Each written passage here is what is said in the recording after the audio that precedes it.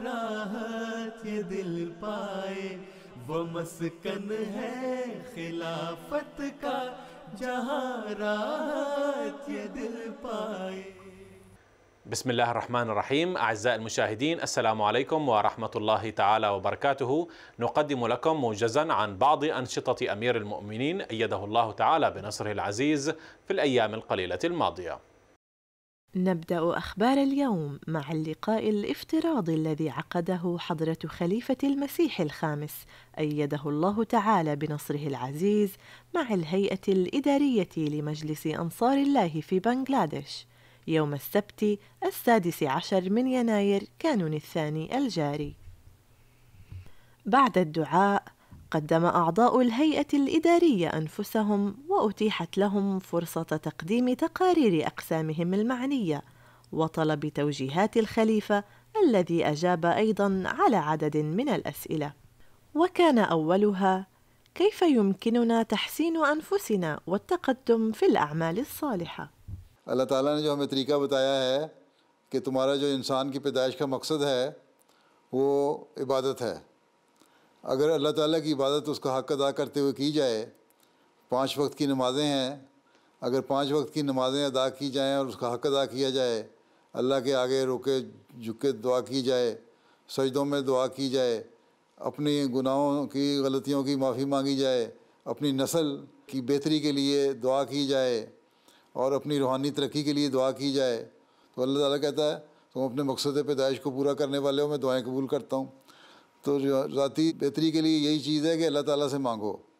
ہمارا تو یہی مقصد ہے، ہر کام جو ہے دعا سے ہونا چاہیے، اور یہی انسان کی پیدائش کا مقصد ہے.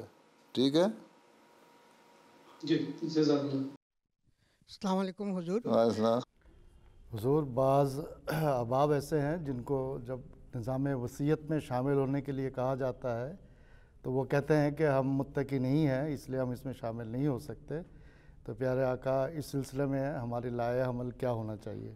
بات یہ ہے کہ اس بارے میں نے جو شروع میں جب وصیت کی طرف خاص طور پہ توجہ دلائی تھی، اس وقت بھی میں نے اس بارے میں یہی کہا تھا کہ جو لوگ یہ کہتے ہیں ہم تو متقی نہیں، ہم نیک نہیں، ہم وصیت کس طرح کریں، ہم تو وصیت کی شرائط پہ پورا نہیں اترتے، تو اس وقت میں نے یہی بتایا تھا اس وقت بھی، اور ہمیشہ یہ کہتا ہوں، کئی مجالس میں کہہ چکا ہوں. پہلے تو یہ بات ہے رسالہ الوصیت پڑھیں.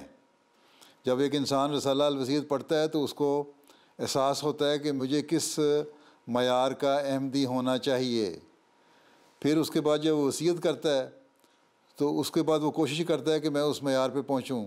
یہ کہہ دینا کہ میں اس معیار کا نہیں ہوں اس لیے وصیت نہیں کروں گا، تو پھر ساری عمر نہ وہ کوشش کرے گا، نہ وہ کبھی اچھا نیک اعلیٰ معیار حاصل کرنے کی کوشش کرے گا. تو یہ تو ایک ذریعہ ہے. یہی حضرت مسیح علیہ السلام نے فرمایا ہے کہ تم لوگ وصیت بھی کرو گے تو تم لوگوں کی اس طرف توجہ پیدا ہوگی. اور وصیت کا حضرت مسیح علیہ السلام نے خلافت کے ساتھ ایک تعلق جوڑا ہے. جب انسان وصیت کرتا ہے اور اس کے لیے پھر نیکیاں اختیار کرنے کی کوشش کرتا ہے، نیکیاں اپنانے کی کوشش کرتا ہے، نیکیاں کرنے کی کوشش کرتا ہے، تو پھر اس کا معیار، روحانی معیار بھی بڑھتا ہے، اور پھر اس کا خلافت کے ساتھ تعلق اور وفا کا تعلق بھی بڑھتا ہے، اور پھر وہ ایک سچا اور پکا احمدی ہوتا ہے. نہیں تو یہ سادہ ایک عہد ہے کہ میں دین کو دنیا پہ مقدم رکھوں گا، میں اپنے آپ کو اور اپنی اولاد کو قربان کرنے کے لیے تیار رہوں گا. وہ اپنے مال کو، تھوڑا سا مال ہے اس کو قربان کرنے کے لیے تیار نہیں. جو حضرت مسیح علیہ السلام نے تقویٰ کا بڑھانے کا ذریعہ طریقہ بتایا ہے اس کو اپنانے کے لیے تیار نہیں، تو پھر یہ کس طرح وہ عہد کر سکتا ہے؟ کھڑا ہو کے انصار اللہ کا عہد دہرا دیتا ہے، میں یہ کر دوں گا، میں وہ کر دوں گا. تو انصار اللہ کو یہ بتانا ہوگا کہ تم لوگ اپنے عہد پہ پورا اسی وقت اترو گے جب ہر نیکی کو کرنے کی کوشش کرو گے. اور نیکیوں کو کرنے کے لیے ایک بہت بڑا ذریعہ حضرت مسیح علیہ السلام نے نظام وصیت کو جاری کر کے فرمایا ہے، جس میں روحانی معیار کو اونچا کرنا بھی ہے اور مالی قربانی بھی ہے، اور پھر اس کے ساتھ خلافت کے ساتھ وفا کا تعلق بھی ہے. تو جب آپ اس طرح سمجھائیں گے تو ان کو سمجھ آئے گی. نہیں تو پھر انسان تو ڈھیلا ہی رہتا ہے، انسان کہے گا میں تو نیک نہیں، میں تو متقی نہیں، میں ایک کام کس طرح کر سکتا ہوں؟ بھائی اسی کام کے کرنے کے لیے تو وصیت کا نظام جاری ہوا ہے کہ تم اس کو میں شامل ہو جاؤ، تو اللہ تعالیٰ تمہیں نیکی اور تقویٰ کی توفیق بھی عطا فرمائے گا. ٹھیک. ٹھیک ہے. اچھا. السلام علیکم حضور. وعلیکم السلام.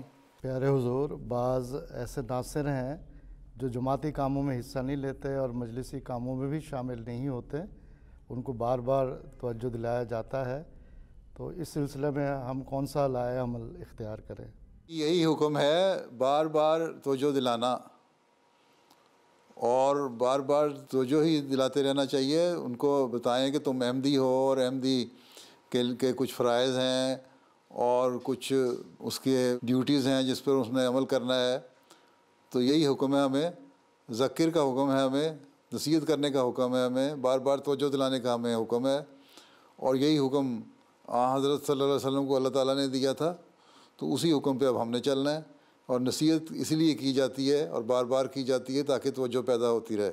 ہمارا کام یہ ہے کہ اپنی طرف سے کوشش کرتے رہنا اور توجہ دلاتے رہنا، چھوڑنا نہیں، جب تک کہ کوئی انسان یہ کہتا ہے کہ میں احمدی ہوں اور جماعت میں شامل ہوں. ٹھیک ہے، سست ہوتے ہیں بعض، ان کی سستیوں کو اسی طرح دور کیا جا سکتا ہے، ان کو توجہ دلائی جاتی رہے اور بار بار ان کو توجہ دلائی جاتی رہے، پیار سے توجہ دلائی جاتی رہے. ان کو یہ احساس نہ پیدا ہو کہ ہمیں پر کوئی سختی کر رہی ہے یا ہم جائیں گے تو ہمارے خلاف کوئی ایکشن لیا جائے گا. اگر پیار سے محبت سے سمجھاتے رہیں، چاہے وہ انصار بھی ہو گئے ہوں، تو وہ آپ کے پروگراموں میں حصہ لیں گے. اور دوسرے یہ کہ یہی انصار ہیں، ان کے عورتیں بھی ہیں، ان کے بچے بھی ہیں. اگر شعبہ تربیت فعال ہوگا، شعبہ تربیت کا کام ہے کہ ان کو توجہ دلائے، ان کی تربیت کرے تاکہ وہ اپنے بچوں کی بھی تربیت کر سکیں. اسی طرح خدام الاحمدیہ کا کام ہے، لجنہ کا کام ہے کہ وہ بھی اپنے اپنے مجلس کے ممبران ہیں اس خاندان کے، ان کو توجہ دلاتے رہے. جب خاندان میں ایک کنسرٹڈ ایفرٹ ہو جائے گی، ہر طرف سے ایک مشترکہ اور ایک ٹھوس کوشش ہوگی، تو پھر تربیت کی طرف انصار کو بھی توجہ پیدا ہوگی، لجنہ کو بھی ہوگی، خدام اور انصار اور اطفال کو بھی ہوگی. تو یہ تو ایسے لوگ جو بالکل ہی نہیں آتے، پھر اس فیملی کے ساتھ کہ تربیت کے لیے انصار، خدام، لجنہ اور جماعتی نظام سب کو مل کے توجہ کرنی چاہیے اور ان کو توجہ دلانی چاہیے. لیکن یہی ہے کہ نصیحت کرتے جاؤ اور ہر طبقے کا احمدی ہے اور جس مجلس کا وہ ممبر ہے اس مجلس کے ذریعے سے بھی ان کو توجہ دلاتی جائے. اس خاندان میں ہو سکتا ہے ایک بچہ جو ہے وہ باپ کی تربیت کا باعث بن جائے، بیوی جو ہے وہ خاوند کی تربیت کا باعث بن جائے، اور پھر اس طرح انصار اللہ میں بھی آپ کو تربیت کے جو ایشوز ہیں وہ اتنے نہیں اٹھیں گے. اور پھر خود انصار کو توجہ دلائیں کہ اگر تم توجہ نہیں دو گے تو تمہارے بچے اور تمہاری بیوی بھی جماعت سے دور ہٹ جائیں گے اور اس کا تمہیں نقصان ہوگا اور اس کے تم ذمہ دار ہوگے اور اس کے خدا تعالیٰ کے سامنے تم جواب دہ ہوگے. تو پیار سے، حکمت سے سمجھاتے رہیں. الفاظ یہ کہیں جو میں نے کہے ہیں وہ بھی اگر کہیں تو لیکن پیار سے کہیں، تو امید ہے انشاءاللہ تعالیٰ آہستہ آہستہ اثر پڑے گا. باقی سارے برابر نہیں ہوتے، کچھ زیادہ وقت لیتے ہیں، کچھ کم وقت لیتے ہیں، لیکن ہمارا کام یہ ہے کہ جو ہمیں نصیحت کا حکم ہے قرآن کریم کا، اس کے اوپر عمل کرتے چلے جانا. ٹھیک. جزاکم اللہ حضور. Huzur, you are aware that we are running a virtual program, Ijlas Ansar, Yes. from last September. And by the grace of Allah, it is increasing the number. Members are very much interested. And we already have 17 episodes. And now it has crossed more than 800, 830, 820 average participants we have. And in some cases, the Lajna and their family are also taking part in this program. So in this number, 800 and something, Lajna members and their children are also included, or only Ansars are? No, sir, included, all included, total. But isme almost 80% are Ansar and 20% is their family members. No, but nowadays, because of sitting in their houses, more Ansars should participate in your virtual program.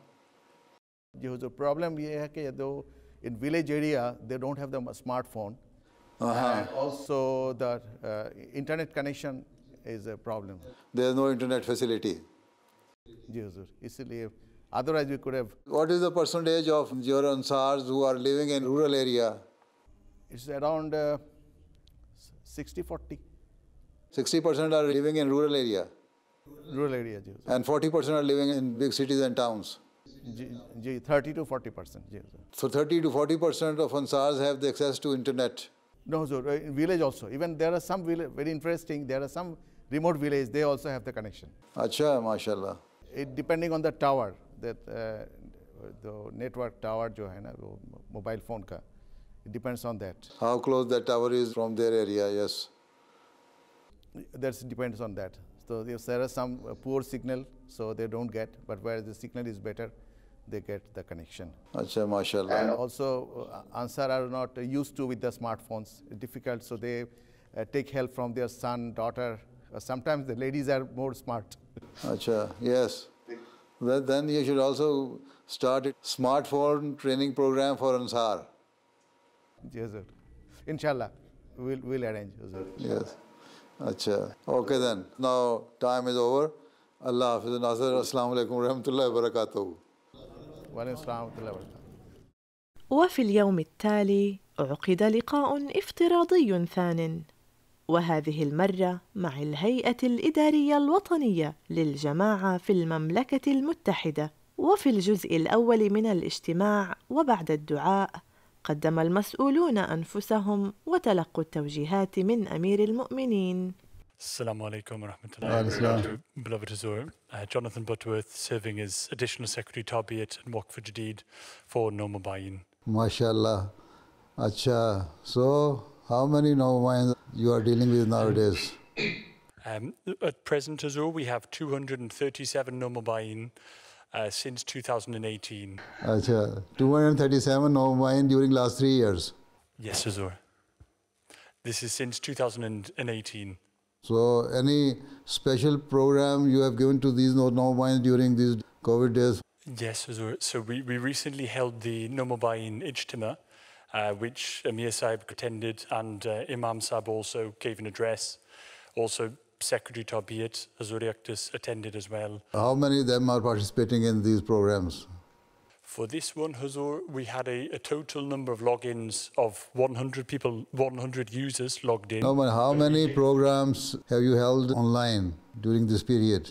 In addition, Hazur, we are holding weekly Holy Quran classes with Hafiz Fazli Rabi Sahib to teach the Nomabai in the Holy Quran. And then also at the local level, Hazur Yaktis, then all of the local missionaries, then they are also holding their classes, or they are instructed to hold their classes. What is the number of Nomabayins who are participating in these programs?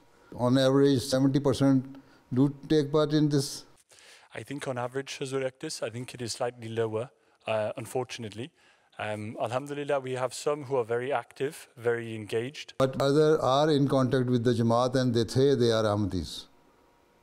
Alhamdulillah, yes, Hazur. Those who are not very active, but still they claim that they are Ahmadis.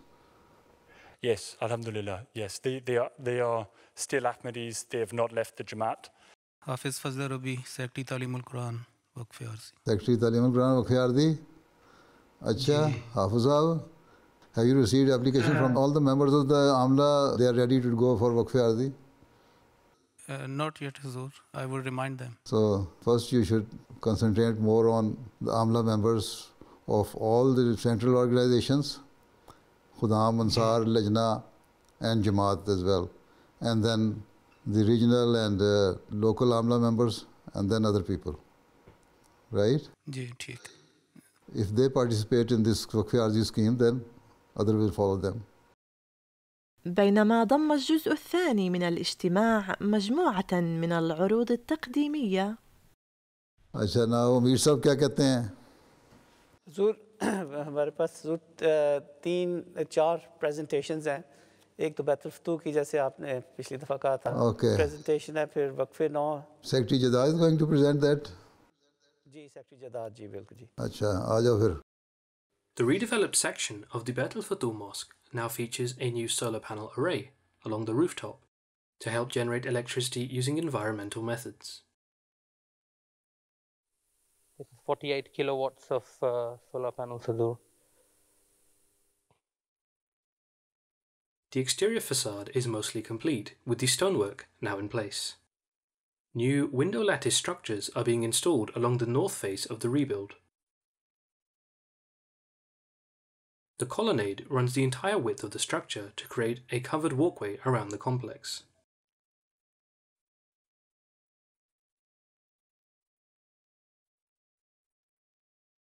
The new Nasir Hall features double-height ceilings in a cubic structure. The south face of the hall uses a glazed roof light covering the width of the hall to allow natural light to flow through.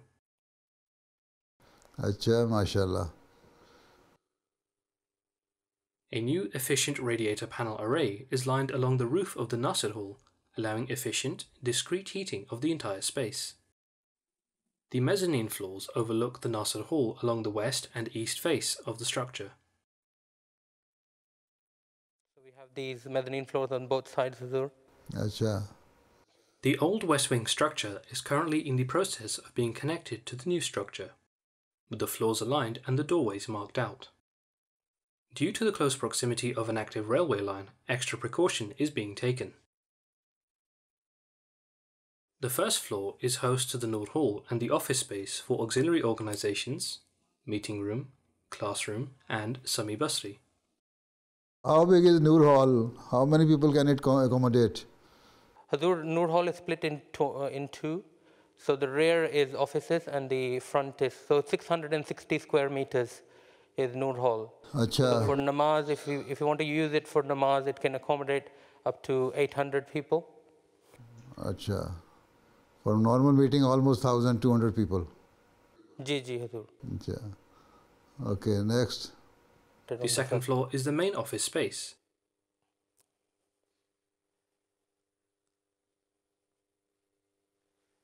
With lifts installed and in position, the main walls of the new offices are taking shape.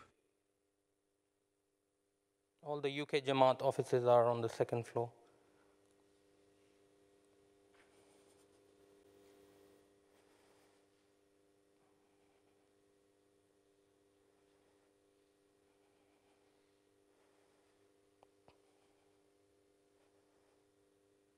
The cabling is also being laid out across the new structure. These are the larger offices at the back. Family accommodation is laid out across the third floor, with internal walls and insulation put in place, and boards for the walls being installed.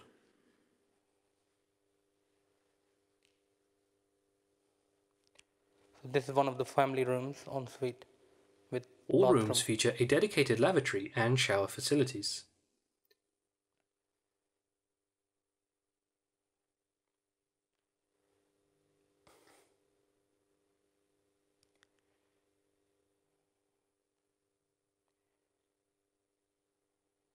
A common area with double-height ceilings overlooking the south-face windows is in the center of the third floor. Here we are putting a new floor, Hazur, so that'll be just one single The fourth floor features more accommodation, with insulation and interior structure complete.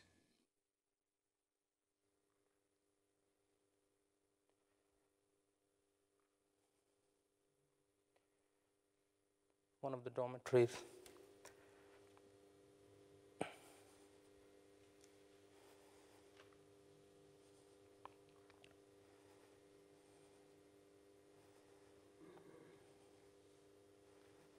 Dormitories are also being constructed with independent washing facilities overlooking the south face of the complex.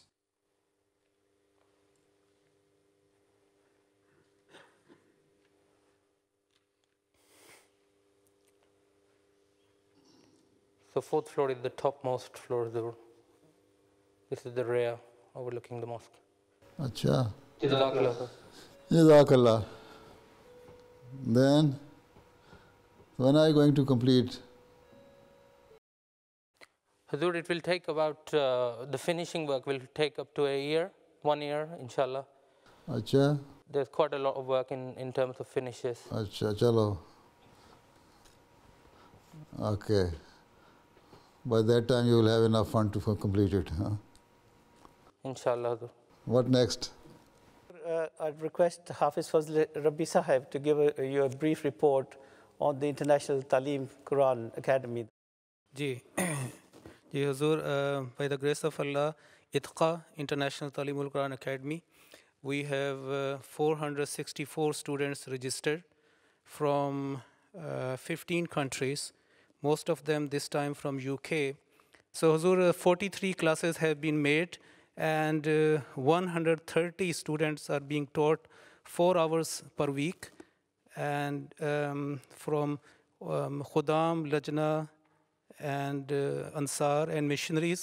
So total teachers are 145.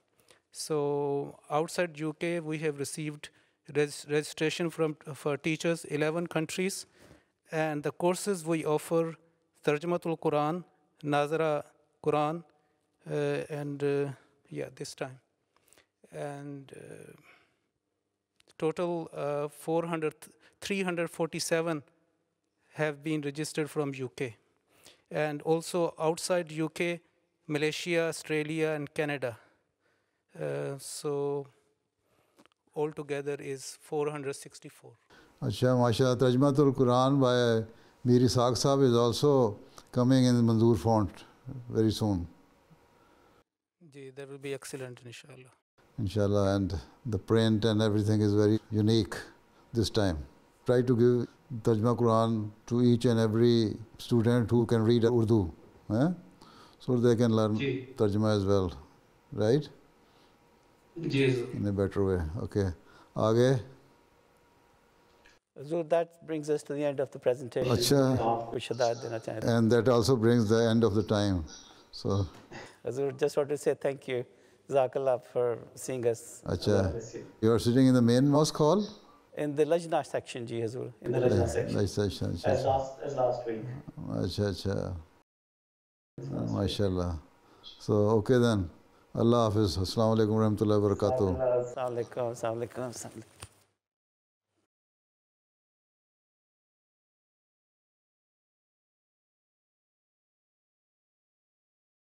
ونختتم نشرتنا بملخص لخطبة الجمعة الأخيرة التي ألقاها سيدنا أمير المؤمنين أيده الله تعالى بنصره العزيز. بسم الله الرحمن الرحيم. نقدم لحضراتكم ملخصا لخطبة الجمعة الأخيرة التي ألقاها سيدنا أمير المؤمنين أيده الله تعالى بنصره العزيز من المسجد المبارك في تيلفورد في 22 من شهر كانون الثاني يناير الجاري، حيث بدأ بذكر سيدنا عثمان رضي الله عنه، وقال إنه لم يشترك في غزوة بدر، ولكنه كان من بين الثمانية الذين اعتبرهم رسول الله صلى الله عليه وسلم ممن اشتركوا فيها.